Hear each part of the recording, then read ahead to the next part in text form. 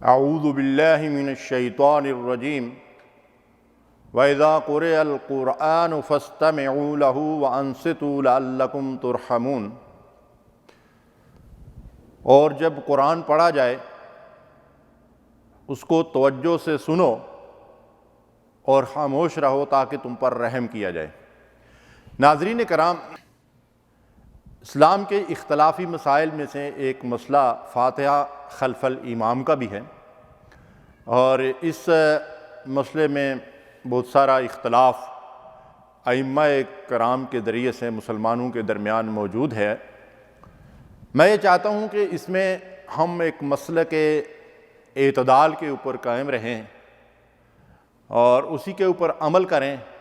اس لیے کہ اعتدال کی راہ کو اسلام میں پسند کیا گیا ہے۔ پہلی بنیادی بات تو یہ ہے کہ دین اسلام میں جو بات اللہ کی کتاب یا نبی صلی اللہ علیہ وسلم کی سنت میں بالکل واضح ہو، اس میں ہمیں کسی فقیہ یا کسی مجتہد کی طرف رجوع کرنے کی ضرورت نہیں پڑتی یا کم ہی پڑتی ہے۔ لیکن جو بات واضح نہ ہو یا اس میں ایک سے زیادہ جو تعبیریں ہیں ان کی گنجائش ہو تو پھر اس میں ہمیں کسی فقیہ یا مجتہد کی مدد کی ضرورت پڑتی ہے۔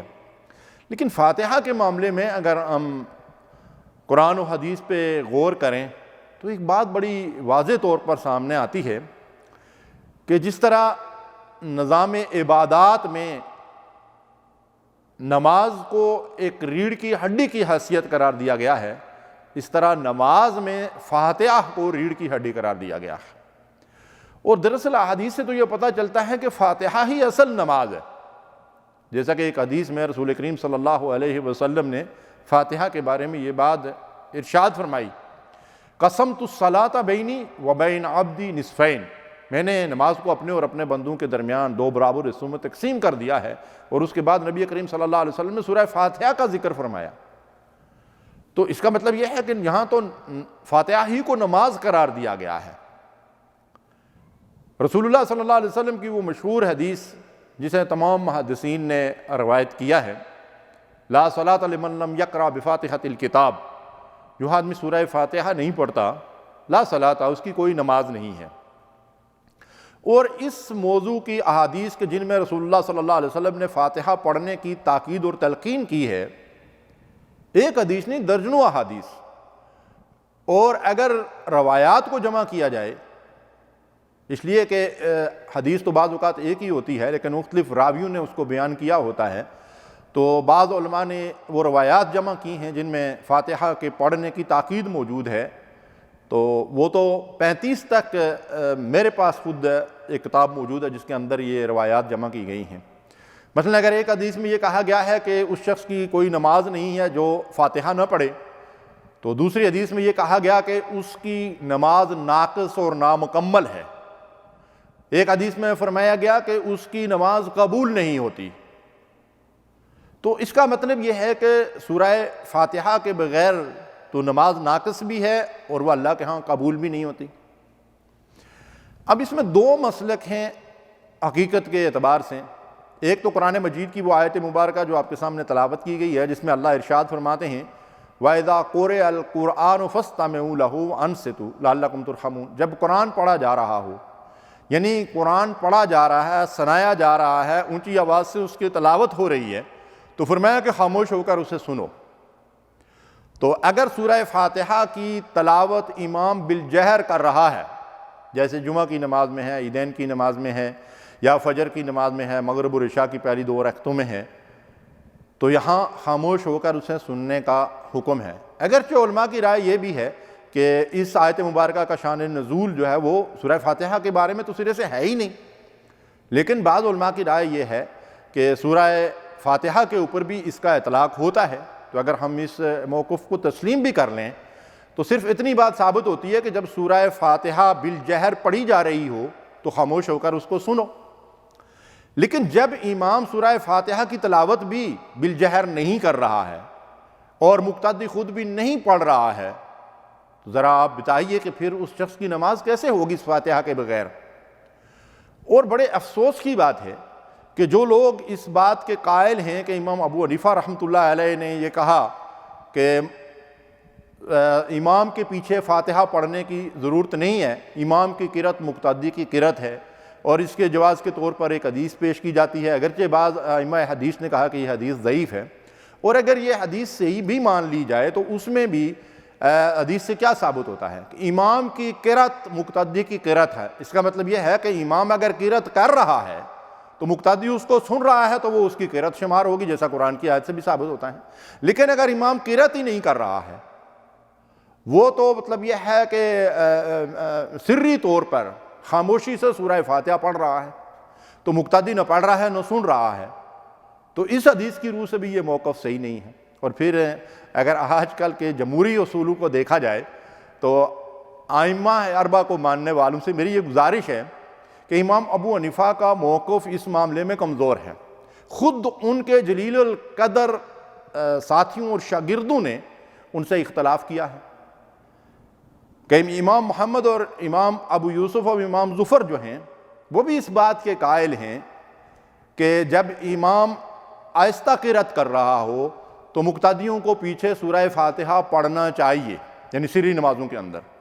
اور جب وہ جہری قرأت کر رہا ہو، امام سورہ فاتحہ پڑھ رہا ہے اور مقتدی سن رہے ہیں، تو اس صورت میں ان کو خاموش ہو کر سننا چاہیے۔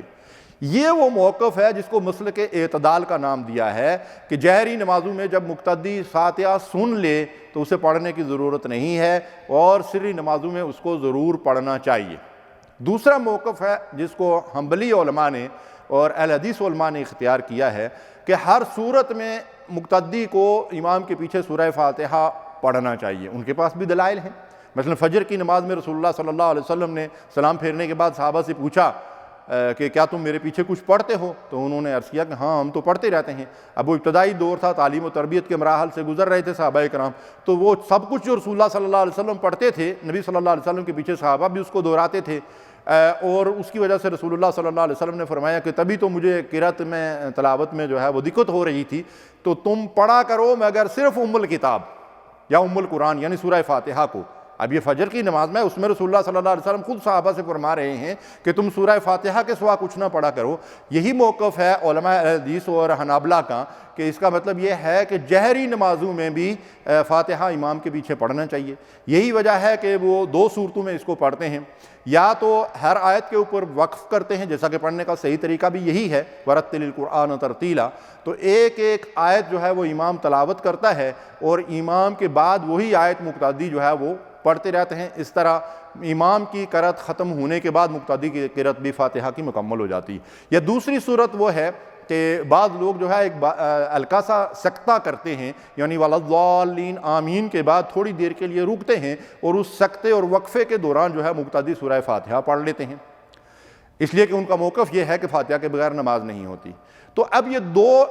مسلک ہیں، ایک جو ہے وہ یہ کہ جہری نمازوں میں فاتحہ پڑھنا چاہیے، اور دوسرا یہ ہے کہ ہر صورت میں فاتحہ پڑھنا چاہیے۔ تو یہ دو موقف جو ہے وہ دونوں صحیح ہیں، دونوں کے پاس قرآن و سنت سے واضح دلائل موجود ہیں، اس میں لڑائی جھگڑے کی ضرورت نہیں ہے۔ البتہ یہ موقف بالکل کمزور ہے کہ ہم امام کے پیچھے خاموش ہو کر جو ہے وہ کھڑے ہو جائیں اور سورہ فاتحہ نہ پڑھیں۔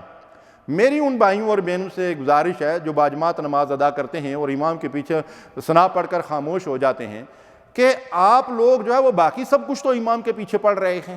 کیوں نہیں آپ جو ہے وہ بالکل خاموش ہو کے کھڑے ہو جاتے؟ امام تکبیر کہتا ہے آپ تکبیر کہتے ہیں، امام جو ہے وہ ثنا پڑھتا ہے آپ ثنا پڑھتے ہیں، آپ رکوع اور سجود میں تسبیحات پڑھتے ہیں، آپ تشہد میں بیٹھ کر اتحیات پڑھتے ہیں، درود شریف پڑھتے ہیں، دعائیں پڑھتے ہیں، سلام امام کے ساتھ پھیرتے ہیں، سلام امام بھی پھیرتا بھی پھیرتا، آپ سب کچھ تو پڑھ رہے ہیں، وہ نہیں پڑھ رہے ہیں جس کے بارے میں رسول اللہ صلی اللہ علیہ وسلم کی اتنی تاکیدیں موجود ہیں۔ تو یہ بڑا عجیب سا تضاد ہے۔ یا تو اگر آپ نے سب کچھ امام کے حوالے کیا ہوا ہے تو پھر بالکل خاموش ہو کے کھڑے ہو جائیں، کچھ بھی نہ کریں، تو یہ تو ہو نہیں سکتا، آپ نہیں مانیں گے یہ بات۔ اس لیے یہ وہ موقف بڑا کمزور ہے کہ آپ امام کے پیچھے سب کچھ پڑھیں لیکن سورہ فاتحہ نہ پڑھیں۔ تو محترم سامعین کرام، ناظرین کرام، میری آپ سے گزارش ہے کہ اپنی نمازوں کو ضائع نہ کریں، بلکہ امام جب قرأت آہستہ کر رہا ہو تو اس کے پیچھے سورہ فاتحہ پڑھیں۔ اللہ تعالیٰ سے دعا ہے کہ قرآن و سنت کے مطابق ہمیں عمل کی توفیق دے۔ وصلی اللہ علیہ نبینا محمد۔ اللہم صلی علی سیدنا محمد وعلی آلہ وصحبہ